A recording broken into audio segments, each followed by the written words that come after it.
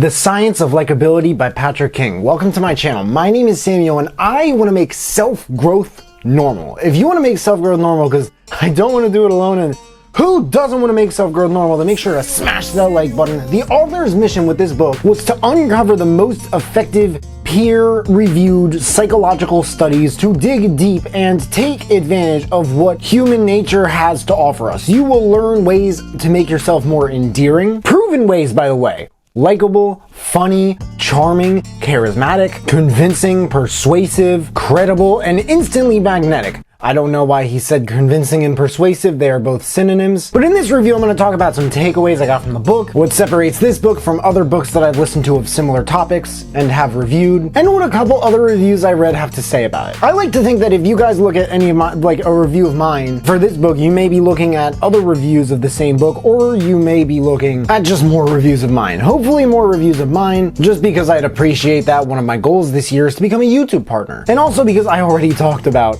other reviews in the book of this book in this review. I like how he talks about improving moods. I learned that asking a neutral question can almost immediately, especially if it's like either more on the phone or definitely in person, give you a distinct clue as to what mood someone is in. The author has a very constant use of examples and hypotheticals, not really stories, which is very convenient. It keeps the book on its toes because a series of stories can turn this book into like a whole memoir, and I don't think there's anything wrong with that. But really, as long as your book isn't about the actual science of likability, you learn about equity theory, the whole reciprocity thing, but that it's something that we do whether unconsciously or consciously. This does kind of sound like a practical course on psychology when you take into account how to use it, and especially toward being a more likable person. The tables turn and the focus shifts. There's this chapter about negotiating, and we end up with more bad deals than we probably realize in life. When it comes to negotiation, we need to feel like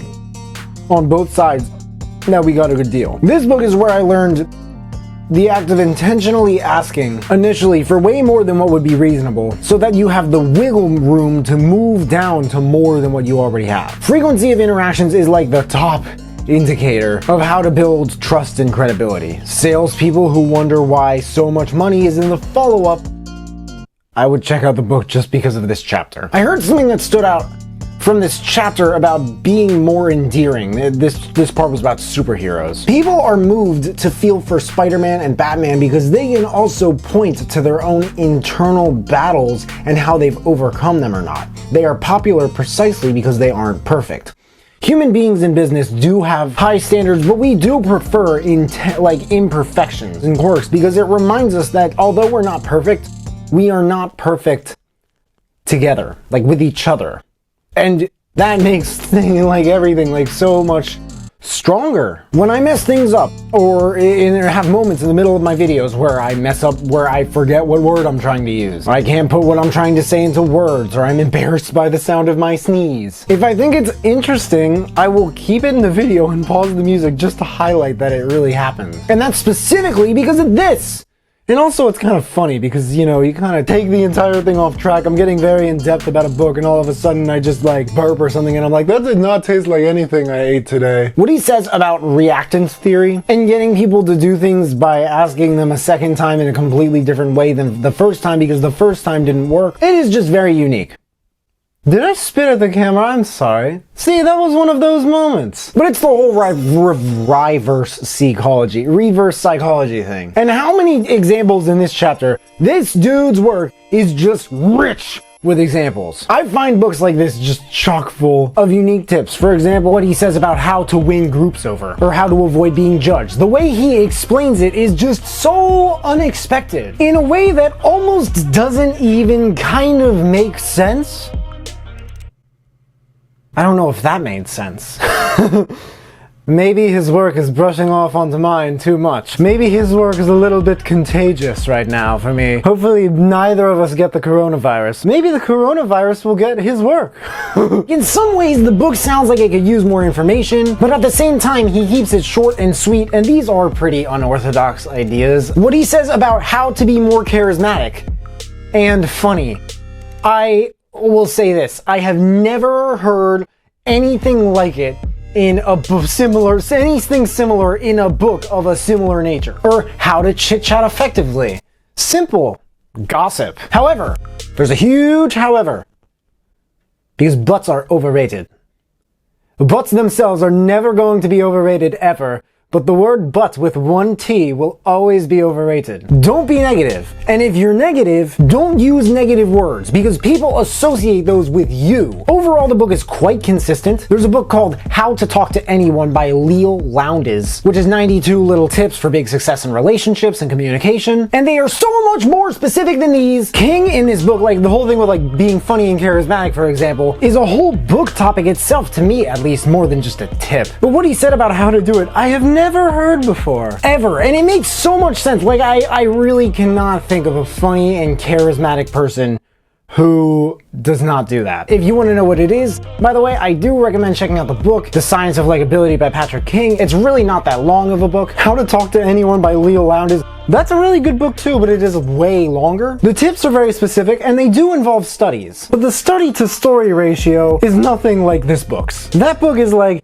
here, I tried some of these, and so did my friend, and my friends, and some other people that I studied, and here are some studies, and that's that. This book, to me, almost screams, well, I went to school for psychology, and here's the most practical stuff that I learned, which, despite how biased I feel like I am against the education system in our country right now, isn't exactly a bad thing. However, the book Charisma Myth, which is my favorite of these three, by Olivia Fox Cabane. That book is so heavily just based around the most charismatic people around and what they did that made them charismatic. So many unique perspectives and techniques. The most of the most.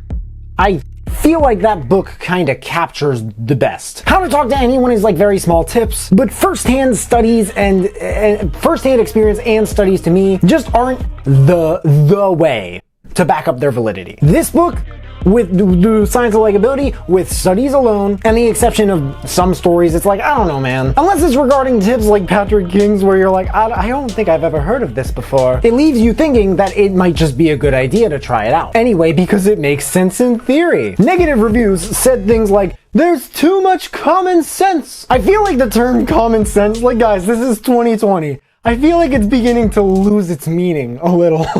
Don't you? Not that I'm the type of person to have that much common sense, but someone else said that a more apt title would be How to Manipulate People.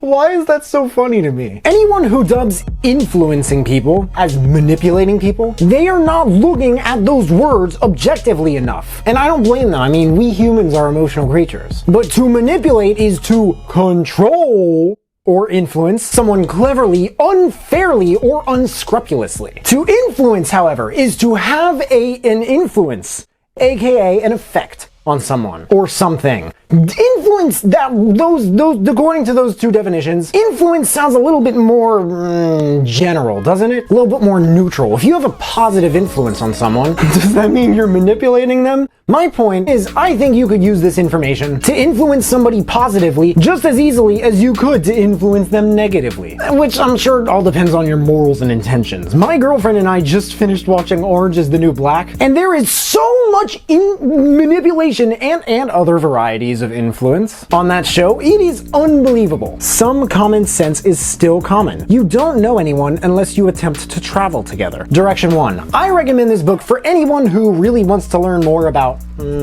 people and likability. Direction 2. If you like this book, I definitely recommend checking out the previous two that I mentioned in this video. The